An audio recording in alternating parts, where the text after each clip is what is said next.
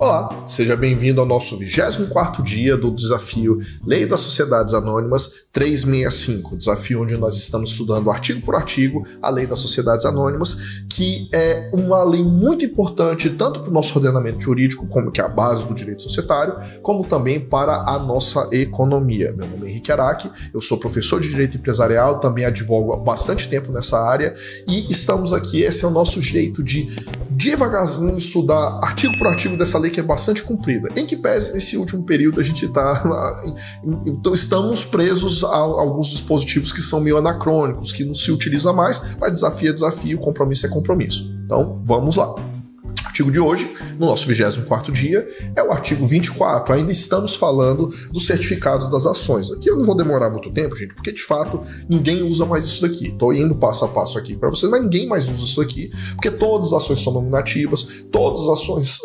portanto, você não precisa de prova adicional para demonstrar quem é ou deixa de ser acionista, basta olhar no livro de registro de ações, mas a lei ainda coloca isso daqui, caso alguma companhia queira emitir o certificado de ação, para ele ter validade, ele tem que ter esse requisito do artigo 24, que é basicamente dizendo que o certificado tem que ser escrito em português, vernáculo, e tem que ter declaração. Qual que é a companhia, qual que é a sede, se tem prazo de duração ou não, valor do capital social da data, que foi emitida, evidentemente, a data que o tiver fixado, o número de ações que se divide, evidentemente, da época da emissão desse certificado, valor nominal das ações, se tiver valor nominal, ou a declaração de que não tem. Se for companhia com capital autorizado, e a gente vai estudar isso mais para frente, que é uma espécie de cheque especial da sociedade anônima, o limite da autorização, ou seja, até onde que aquele capital social que você disse aqui pode ser ampliado em quantidade de ações, o valor do capital social. O número de ações ordinárias e preferenciais das diversas classes, se houver diferenças classes, a gente já teve aula disso, as vantagens ou preferências conferidas a cada classe e as limitações ou restrições. Número de ordem do certificado, para saber se esse certificado foi o número 1, número 2, uma questão de organização. Lembre-se, lei da década de 70, não tem internet, não tem celular, não tem computador pessoal. Então a gente tinha lá livros mesmo, então a prova dessas questões era um pouquinho mais complicada. Espécie e classe a que pertence o certificado dessas ações. Se houver partes beneficiárias, teremos uma aula só sobre partes beneficiárias, é um valor mobiliário, também em pouco uso.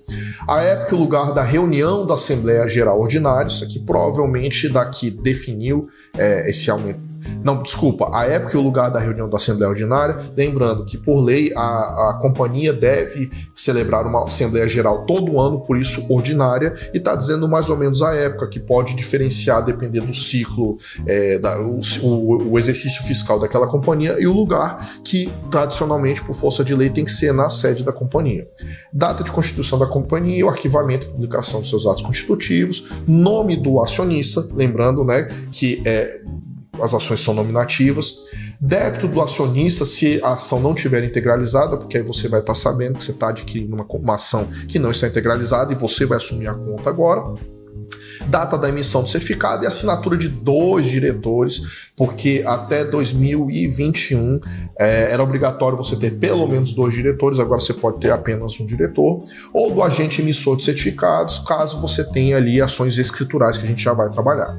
A omissão de qualquer dessas declarações dá direito à indenização por perdas e danos contra a companhia e os diretores. Olha que interessante, isso aqui apesar desse artigo ter caído em desuso, eu quero que você lembre dessa questão. A companhia tem que pagar e o diretor.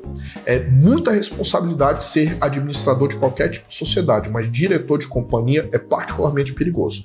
Na gestão dos quais os certificados tenham sido emitidos. E os certificados de ações emitidos por companhias abertas, lembrando, sem internet, sem computador, podem ser assinados por 2 procuradores com poderes especiais ou autenticado por chancela mecânica, observada as normas da CVM. Então, a ideia aqui, gente, é para explicar. Não é feira da banana. Você quer emitir certificado de ação, você tem que ter isso daqui, porque ele é praticamente um título de crédito. Eu sei que tem muito doutrinador que equipara valor mobiliário a título de crédito, eu não sou partidário dessa questão, mas nesse caso em particular é quase como se fosse, porque a gente precisa de uma folha de papel, não tem internet, não tem computador, que vai ter que ter todos os dados e uma certa segurança para quem transacionar utilizando aquela folha de papel. Por isso, esse excesso de de formalidade, beleza? Gostaram? Se gostaram, inscreva-se, curta, compartilhe para a gente saber que a gente está indo no caminho correto. E como sempre, se tiver qualquer dúvida, deixa nos comentários, eu respondo a todos eles e até amanhã. Tchau, tchau.